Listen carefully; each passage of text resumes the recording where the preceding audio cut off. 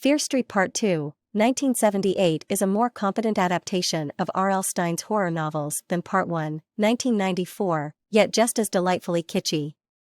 Supernatural killers, hormonal teenagers, and a heavy dose of schlock once again make for an explosive mixture in Fear Street Part 2, 1978, the second entry in Netflix's trilogy of horror films based on R.L. Stine's cherished novels.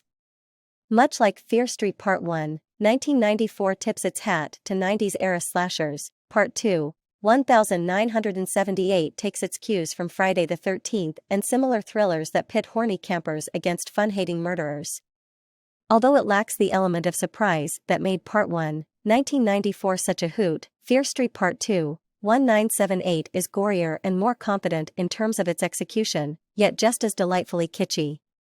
Part 2, 1978 starts in the home of C. Berman, Gillian Jacobs, a reclusive citizen of Shadyside who has vital information. Part 1, 1994 heroes Dina, Kiana Madeira, and Josh, Benjamin Flores Jr., need to undo the witch's spell on Dina's girlfriend Samantha, Olivia Welch, and rid their troubled town of Sarah Fear's dark enchantment.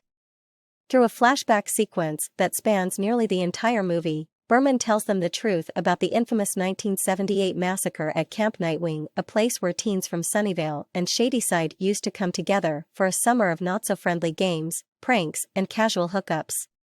In 1994, Dina and Josh Johnson restrain Sam, Dina's girlfriend who is possessed, and travel to C. Berman's house for help.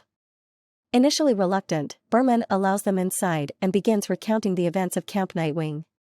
On July 19, 1978, Ziggy Berman from Shadyside is accused of stealing by Sheila, a Sunnyvale camper, and her friends. They rope her to a tree and begin to burn her before camp counselors Nick Good and Kurt intervene. Cindy, Ziggy's older sister, and her boyfriend Tommy Slater are cleaning the mess hall when Nurse Lane, Ruby Lane's mother, attacks Tommy, saying that he will die that night, before she is removed from camp. The teenagers from Sunnyvale believe she was possessed by Sarah Fear, as was her daughter. Later, she and Tommy go to the infirmary to investigate her motive where they encounter counselors Alice, Cindy's former friend, and her boyfriend Arnie. They find Lane's diary, which says that Fear made a deal with the devil by cutting her hand on Satan's stone, thereby earning eternal life. They also find a map in the diary leading to Fear's house. When the group reach the house, they find empty graves dug up by Nurse Lane and discover the witch's mark below the house. Alice and Cindy find a wall carved with the names of all the Shadyside killers and Tommy's name included. Tommy, now possessed, kills Arnie with an axe. He chases the girls, but they escape through an entrance into a cave. At camp, Nick helps Ziggy prank Sheila and lock her in the outhouse. The two bond and they share a kiss. Tommy reaches the camp and murders several Shadyside campers, including Counselor Joan. Nick takes the campers to the mess hall, before leaving to find the others, while Ziggy goes to find Sheila. Nick instructs Kurt to take the campers to the bus and ring the bell before they leave to alert the others. Meanwhile, Cindy and Alice try to escape using the witch's mark in the diary as a map. They come across a pile of beating organs, which, when Alice touches, gives her flashbacks of all the past killers and their victims. After Alice injures her leg, she reconciles with Cindy and the two try to escape beneath the outhouse. After fighting Sheila and knocking her unconscious, Ziggy and Counselor Gary try to rescue Alice and Cindy until Tommy arrives and kills Gary. Ziggy escapes and hides with Nick, but the two are found by Tommy. He injures Nick, but Ziggy escapes to the mess hall. As the bus leaves, Cindy finds a route to the mess hall, while Alice stays behind.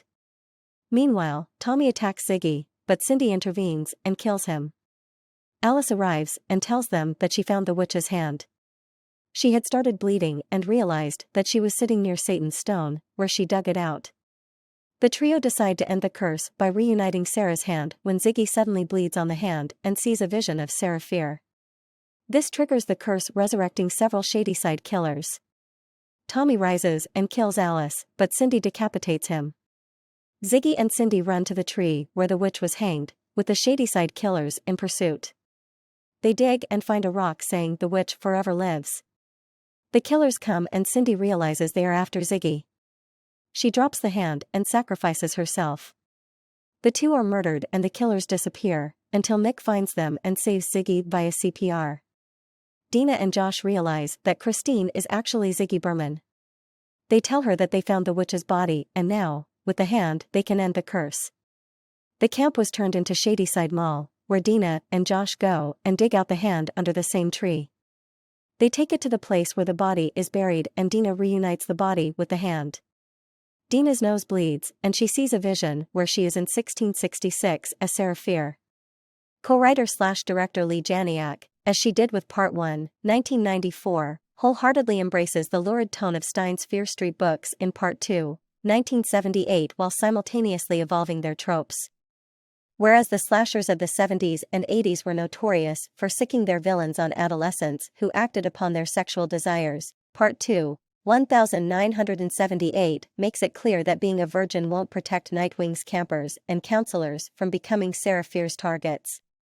Janiak and her cinematographer Caleb Heyman are equally considerate in the way they handle the scenes where characters are either going to Pound Town or getting axed to death, filming them in a manner that's visceral without ever crossing into exploitative, while Part 2, 1978 doesn't have Part 1, 1994's radical queer romance. It offers a touching story of sisterly love centered on Cindy Berman, Emily Rudd, a goody two-shoes member of the Camp Nightwing staff, and her younger sibling Ziggy. Sadie Sink, a quarrelsome camper who's constantly getting into trouble.